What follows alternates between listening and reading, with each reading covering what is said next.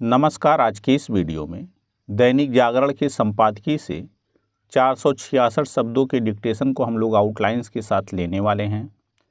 अगर आपको इस डिक्टेशन के आउटलाइंस की ज़रूरत है तो आप हमारे शॉर्ट हैंड टीम ऐप को प्ले स्टोर से डाउनलोड कर सकते हैं, और अगर आपको इस डिक्टेशन के PDF की ज़रूरत है तो आप हमारे टेलीग्राम ग्रुप को ज्वाइन कर लें।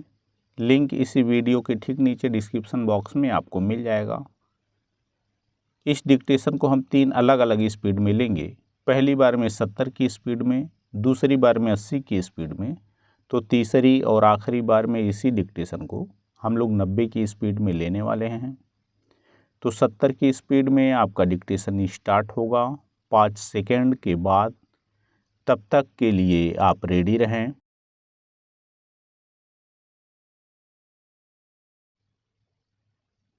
स्टार्ट।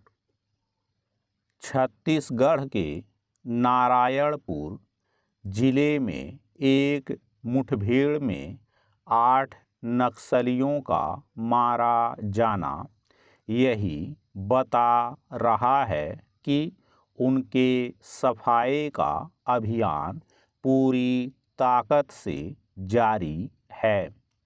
चूँकि इस मुठभेड़ में एक जवान को अपना बलिदान देना पड़ा और 2 अन्य घायल हो गए, इसलिए यह अभियान इस तरह चलाया जाना चाहिए जिससे सुरक्षा बलों को कम से कम जोखिम का सामना करना पड़े।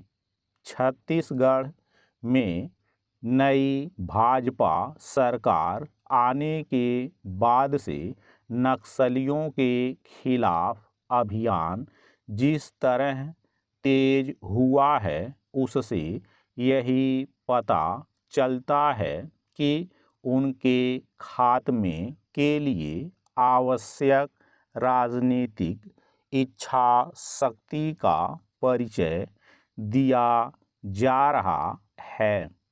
अच्छा होता कि यह परिचय पिछली कांग्रेस सरकार की ओर से भी दिया जाता। समझना कठिन है कि उसने ऐसा क्यों नहीं किया। नक्सलियों के प्रति किसी भी तरह की नरमी नहीं बरती जानी चाहिए। वे कानून एवं व्यवस्था के लिए गंभीर खतरा हैं।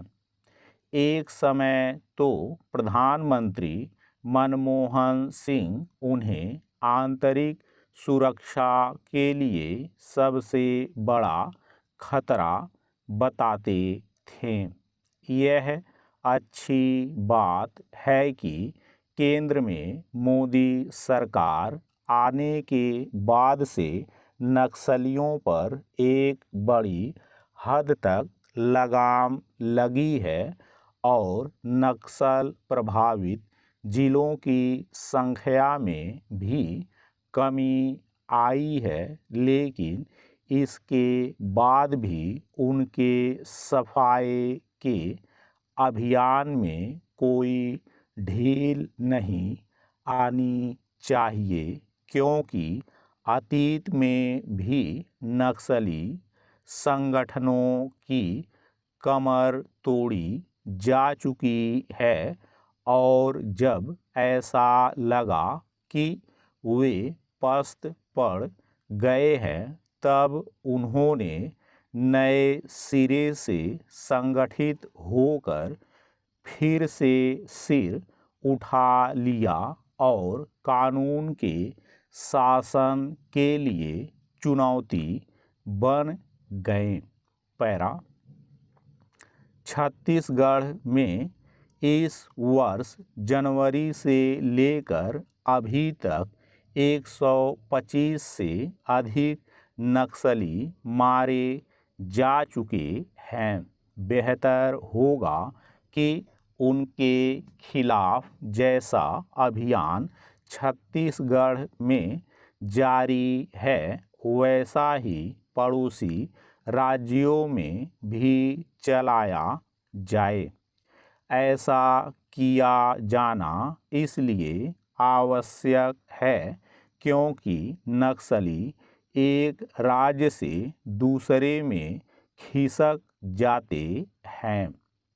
नक्सलियों को जड़ मूल से खत्म करने का अभियान सभी नक्सल प्रभावित राज्यों में चलाया जाना समय की मांग है। अब तो ऐसे सभी राज्यों में भाजपा या उसके सहयोगी दलों की सरकारें हैं। नक्सलियों को पूरी तरह समाप्त करना इसलिए जरूरी है क्योंकि वे बंदूक के बल पर सत्ता हासिल करने का नापाक इरादा रखते हैं। लोकतंत्र को न मानने और विजातीय विशैली विचारधारा वाले नक्सलियों के खात्मे का अभियान जारी रखते हुए इसकी तह तक भी पहुंचा जाना चाहिए कि आखिर उन्हें आधुनिक हथियार और विस्फोटक कहाँ से मिलते हैं।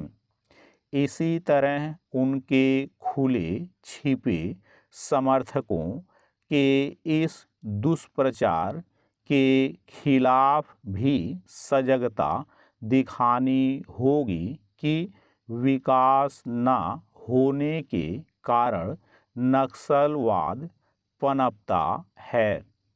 सच यह है कि नक्सली आदिवासी क्षेत्रों में सड़क, बिजली, पानी, शिक्षा, रेल और अस्पताल पहुंचाने में बाधा डालते हैं। मूलतः वे निर्धन वंचित तबकों के हितों की फर्जी आड़ लेकर उगाही करने का काम करते हैं। नक्सली संगठन गरीबों के हितैषी नहीं बल्कि उनके शोषक हैं। स्टॉप। दोस्तों, इसी डिक्टेशन को हम दूसरी बार में 80 की स्पीड में लेंगे और आपका समय स्टार्ट होगा 5 सेकेंड के बाद। तब तक के लिए आप रेडी रहें।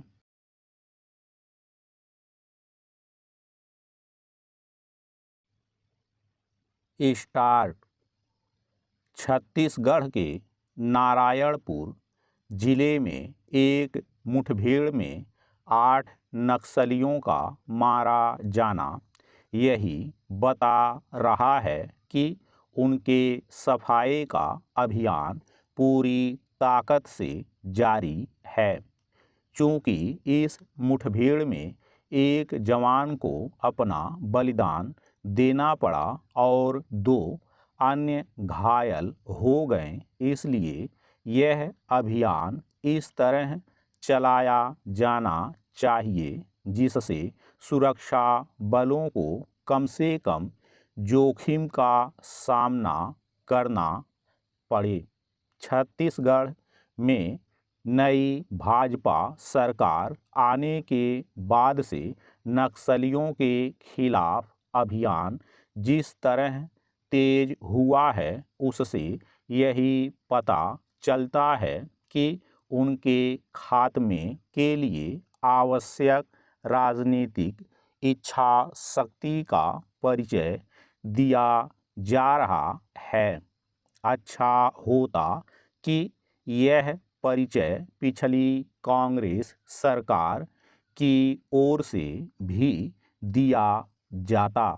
समझना कठिन है कि उसने ऐसा क्यों नहीं किया। नक्सलियों के प्रति किसी भी तरह की नरमी नहीं बरती जानी चाहिए। वे कानून एवं व्यवस्था के लिए गंभीर खतरा हैं। एक समय तो प्रधानमंत्री मनमोहन सिंह उन्हें आंतरिक सुरक्षा के लिए सबसे बड़ा खतरा बताते थे। यह अच्छी बात है कि केंद्र में मोदी सरकार आने के बाद से नक्सलियों पर एक बड़ी हद तक लगाम लगी है और नक्सल प्रभावित जिलों की संख्या में भी कमी आई है, लेकिन इसके बाद भी उनके सफाये के अभियान में कोई ढील नहीं आनी चाहिए, क्योंकि अतीत में भी नक्सली संगठनों की कमर तोड़ी जा चुकी है और जब ऐसा लगा कि वे पस्त पड़ गए हैं तब उन्होंने नए सिरे से संगठित होकर फिर से सिर उठा लिया और कानून के शासन के लिए चुनौती बन गए। पैरा छत्तीसगढ़ में इस वर्ष जनवरी से लेकर अभी तक 125 से अधिक नक्सली मारे जा चुके हैं। बेहतर होगा कि उनके खिलाफ जैसा अभियान छत्तीसगढ़ में जारी है वैसा ही पड़ोसी राज्यों में भी चलाया जाए। ऐसा किया जाना इसलिए आवश्यक है क्योंकि नक्सली एक राज्य से दूसरे में खिसक जाते हैं। नक्सलियों को जड़ मूल से खत्म करने का अभियान सभी नक्सल प्रभावित राज्यों में चलाया जाना समय की मांग है। अब तो ऐसे सभी राज्यों में भाजपा या उसके सहयोगी दलों की सरकारें हैं। नक्सलियों को पूरी तरह समाप्त करना इसलिए जरूरी है क्योंकि वे बंदूक के बल पर सत्ता हासिल करने का नापाक इरादा रखते हैं। लोकतंत्र को न मानने और विजातीय विशैली विचारधारा वाले नक्सलियों के खात्मे का अभियान जारी रखते हुए इसकी तह तक भी पहुंचा जाना चाहिए कि आखिर उन्हें आधुनिक हथियार और विस्फोटक कहां से मिलते हैं। इसी तरह उनके खुले छिपे समर्थकों के इस दुष्प्रचार के खिलाफ भी सजगता दिखानी होगी कि विकास न होने के कारण नक्सलवाद पनपता है। सच यह है कि नक्सली आदिवासी क्षेत्रों में सड़क, बिजली, पानी, शिक्षा, रेल और अस्पताल पहुंचाने में बाधा डालते हैं। मूलतः वे निर्धन वंचित तबकों के हितों की फर्जी आड़ लेकर उगाही करने का काम करते हैं। नक्सली संगठन गरीबों के हितैषी नहीं बल्कि उनके शोषक हैं। स्टॉप। दोस्तों, इसी डिक्टेशन को तीसरी और आखिरी बार में हम 90 की स्पीड मिलेंगे और आपका समय स्टार्ट होगा 5 सेकंड के बाद। तब तक के लिए आप रेडी रहें।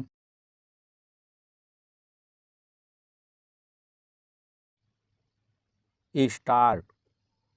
छत्तीसगढ़ के नारायणपुर जिले में एक मुठभेड़ में 8 नक्सलियों का मारा जाना यही बता रहा है कि उनके सफाये का अभियान पूरी ताकत से जारी है। चूँकि इस मुठभेड़ में एक जवान को अपना बलिदान देना पड़ा और 2 अन्य घायल हो गए, इसलिए यह अभियान इस तरह चलाया जाना चाहिए जिससे सुरक्षा बलों को कम से कम जोखिम का सामना करना पड़े। छत्तीसगढ़ में नई भाजपा सरकार आने के बाद से नक्सलियों के खिलाफ अभियान जिस तरह तेज हुआ है उससे यही पता चलता है कि उनके खात्मे के लिए आवश्यक राजनीतिक इच्छा शक्ति का परिचय दिया जा रहा है। अच्छा होता कि यह परिचय पिछली कांग्रेस सरकार की ओर से भी दिया जाता। समझना कठिन है कि उसने ऐसा क्यों नहीं किया। नक्सलियों के प्रति किसी भी तरह की नरमी नहीं बरती जानी चाहिए। वे कानून एवं व्यवस्था के लिए गंभीर खतरा हैं। एक समय तो प्रधानमंत्री मनमोहन सिंह उन्हें आंतरिक सुरक्षा के लिए सबसे बड़ा खतरा बताते थे।